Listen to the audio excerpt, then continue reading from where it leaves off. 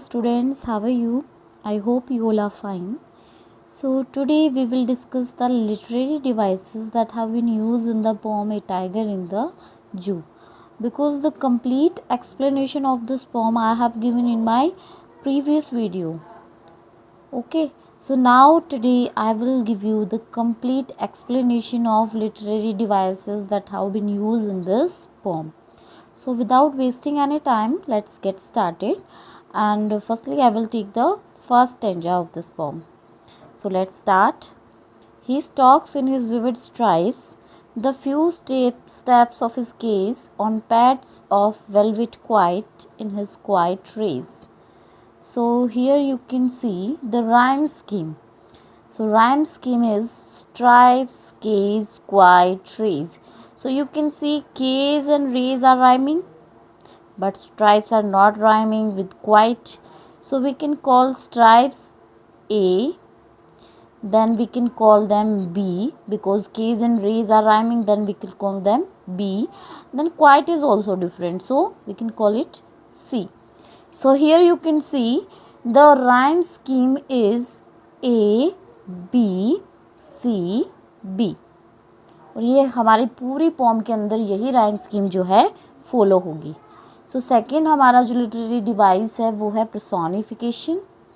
और इस पूरी पोम के अंदर जो टाइगर है उसको पर्सोनिफाइड किया गया है, because the tiger is personified because the poet refers him as ही.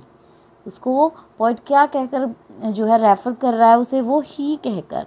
सो इसीलिए इस पूरी पोम में जो है टाइगर को ही कहकर जो है रेफ़र किया गया है. तो पोइट ने यहाँ पर टाइगर को पर्सोनिफाई किया है. सो यहाँ पे पर्सोनिफिकेशन का यूज़ हुआ है. Third is metaphor. अब मेटाफर कहाँ यूज़ हुआ है? टाइगर के पॉज के लिए, because tiger paws are compare with velvet. यहाँ पे आप देखिए वेलवेट, पैड्स ऑफ वेलवेट, यानी जो टाइगर के पॉज है उनको कंपेयर किससे किया है? उससे पोएट ने कंपेयर किया है वेलवेट से, कि जैसे वेलवेट सॉफ्ट होता है वैसे ही टाइगर के जो पॉज है वो भी वेलवेट के जैसे सॉफ्ट हैं. सो यहाँ पे पैड्स ऑफ वेलवेट में मेटाफर का यूज़ हुआ है. Next is enjambment. What is enjambment? Sentence is continuing to next line without any punctuation mark. कि जब कोई भी सेंटेंस सेम लाइन में जब वो कंटिन्यू होता है without any punctuation mark, so वहाँ पे इंजैबमेंट का यूज़ होता है. You can see first two lines of the poem, stripes, cage. So here you can see no punctuation mark is use. So यहाँ पे जो है इन दो लाइनों के अंदर जो है इंजैबमेंट का यूज़ पोएट ने किया है. Next is imagery. कि पोम के अंदर पोएट ने इमेजरी को जो है यूज़ किया है. Poet tries to create an image about the tiger when he says he stalks in his vivid stripes the few steps of his gaze. So जो लाइनें पोएट ने यूज़ की हैं, जो ये एक्शन वर्ड्स यहाँ पे यूज़ किए हैं लाइक स्टॉक्स, तो इनके थ्रू जो है पोएट हमारे माइंड में एक इमेज से क्रिएट करना चाहता है, कि हमारे माइंड में एक इमेजिनेशन से क्रिएट हो जाती है, एक पिक्चर सी आ जाती है कि हाँ ऐसे ऐसे एक टाइगर है, वो केज के अंदर बंद है और वो लिमिटेड एरिया में ही घूमता रहता है. तो यहाँ पर पोएट ने इमेजरी का बहुत ही अच्छा यूज़ किया है. So next literary device that have been used in this poem is consonants. So what is consonants? Consonants is use of consonant sound, repetition of consonant sound. You can see stalks, his, stripes. So यहाँ पे जो है ऐसे sound बहुत ज़्यादा prominent है. So यहाँ पे consonants का पोएट ने यूज़ किया है. Next literary device that have been used in this stanza is assonance. And assonance is a repetition of vowel sound, is use of vowel sound. Okay, so यहाँ पे देखिए आप in his vivid stripes, in his vivid stripes. So यहाँ पे जो है in, I, vivid, his, stripes. सो यहाँ पे जो है आई साउंड जो है बहुत ज़्यादा प्रोमिनेंट है, उसका बार बार यूज़ हुआ है. सो यहाँ पे एजोनेंस का यूज़ हुआ है. Next literary device is oxymoron.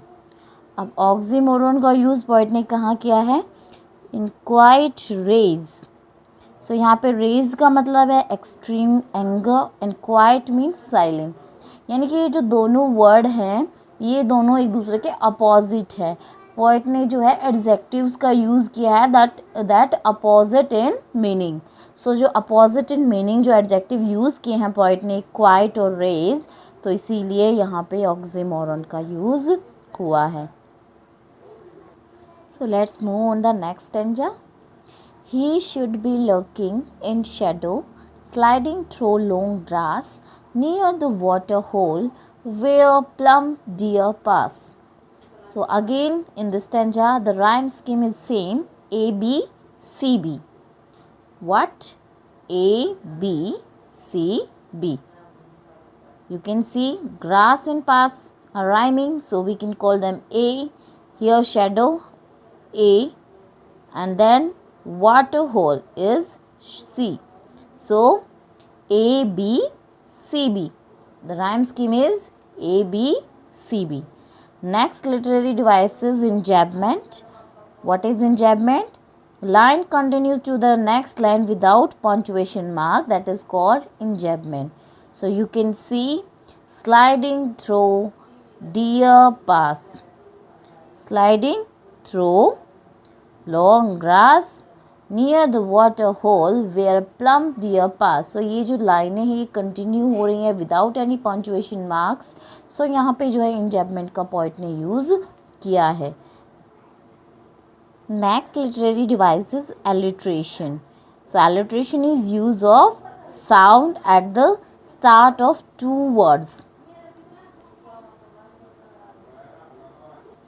Here you can see where plump deer pass. So plump pass. So P sound is prominent, so alliteration is used here. Next is imagery. Again the poet has tried to create an image of tigers activities like lurking in shadow. So यहाँ पे जो action words जो poet ने use किए हैं lurking in shadow, so यहाँ पे जो है poet ने बहुत ही अच्छा imagery का use किया है। So let's move on the next stanza. He should be snarling around at the jungle's edge, baring his white fangs, his claws terrorizing the village. So again rhyme scheme is same, A B C B. You can see as, village, and claws it's different, so rhyme scheme is same in all the poem, so you can write A B C B. Next literary device is enjambment. When line continues to next line without punctuation marks, then enjambment is used. You can see he should be strolling around houses at the jungle's edge. सो यहाँ पे जो है कोई भी punctuation mark use नहीं हुआ है, ये सेम जो सेंटेंस है ये कंटिन्यू हो रहा है, सो यहाँ पे इंजैबमेंट का यूज़ हुआ है। Next is onomatopoeia. Next is ऑनमेटोपिया।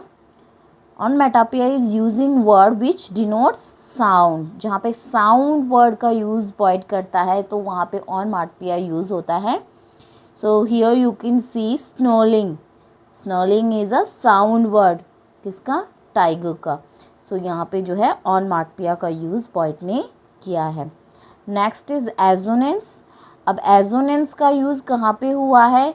Should, around, houses. Okay, सो यहाँ पे जो है शुड, अराउंड, हाउसेस, सो यहाँ पे ओ साउंड की आवाज़ आ रही है, ओ साउंड बहुत ज़्यादा प्रोमिनेंट है, तो एजोनेंस का यूज़ हुआ है। नेक्स्ट देखिए आप, बेयरिंग हिज वाइट हिज। सो यहाँ पे आई साउंड बहुत ज़्यादा प्रोमिनेंट है, तो यहाँ पे जो है पोएट ने एजोनेंस का यूज़ किया है। Next is consonance. Consonance is repetition use of consonant sound. So यहाँ पे आप देखिए his, flanks, his, claws. So यहाँ पे जो है एस साउंड बहुत ज़्यादा प्रोमिनेंट है इस लाइन के अंदर, तो पोएट ने जो है कॉन्सोनेंस का यूज़ यहाँ पर किया है. So again in the next stanza, but he is locked in a concrete cell, his strength behind bars, stalking the length of his cage, ignoring visitors. So again the rhyme scheme is same, A, B, C, B, cell, bars is rhyming with visitors, so we can call it B.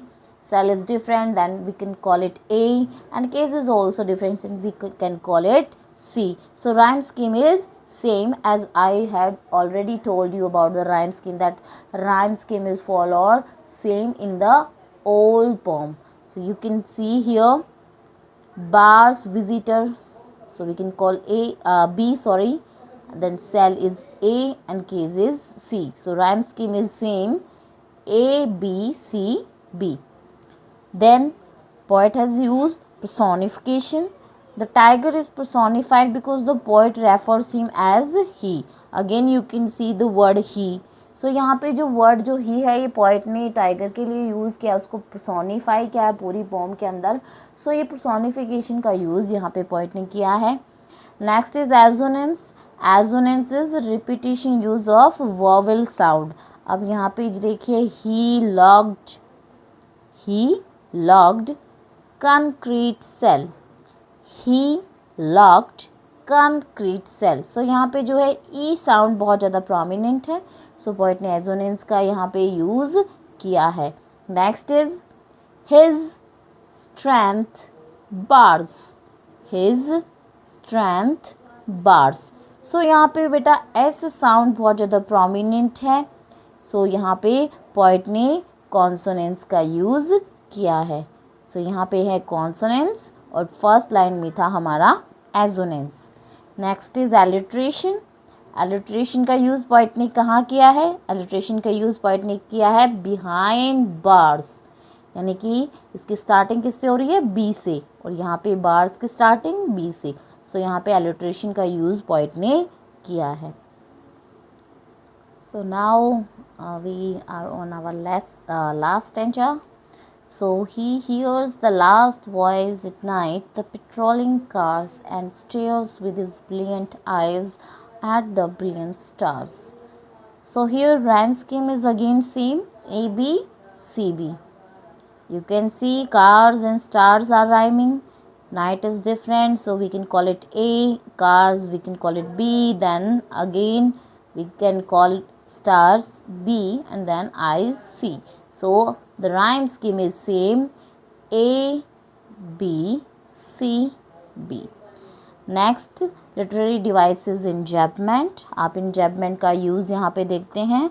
And stares with his brilliant eyes at the brilliant stars, and stares with his brilliant eyes at the brilliant stars. So यहाँ पे देखिए कोई punctuation marks जो है यहाँ पे poet ने use नहीं किया, सो यहाँ पे इंजैपमेंट का यूज़ पोइट ने किया है. Next is alliteration. Alliteration is alliteration यहाँ पे यूज़ हुआ है, पोइट ने यूज़ किया है, वो है ही हियर्स. ये ही से स्टार्ट है, यानी एच से स्टार्ट है, हियर्स भी एच से स्टार्ट है, सो यहाँ पे एलिट्रेशन का यूज़ पोइट ने किया है. Next literary device is assonance. अब एजोनेंस का पोइट ने कहाँ यूज़ किया है? With his brilliant stars, with his brilliant stars. So यहाँ पे जो है आई साउंड जो है बहुत ज़्यादा प्रोमिनेंट है, तो यहाँ पे पोइट ने एजोनेंस का यूज़ किया है.